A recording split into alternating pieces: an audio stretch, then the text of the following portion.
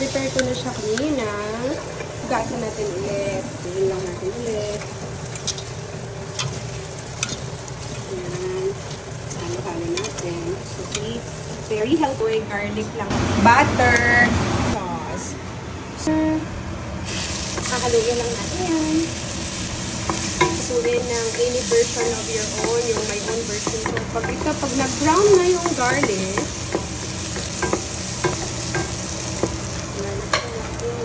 uy.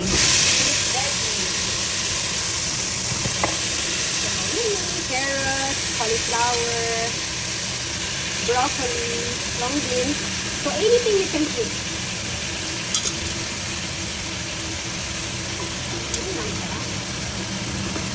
Dito ko na siya nilagay sa tubig.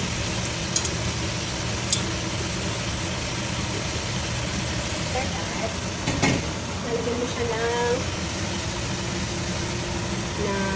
black pepper. Lalagyan mo siya. After that, simmer mo lang siya. So we're gonna eat healthy tonight. Pork chop. Pork chop. So ito lang, oyster sauce. Mix mo lang siya. Masarap ito sa gulay.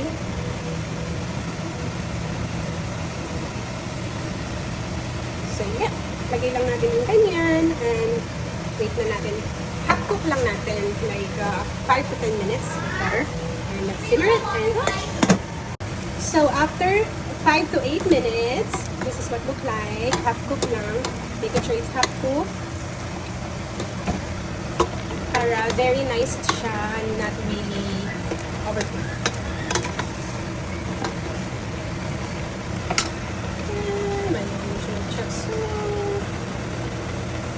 And it's cooked. I like half cooked, so let's enjoy. Try the yummy chop suey.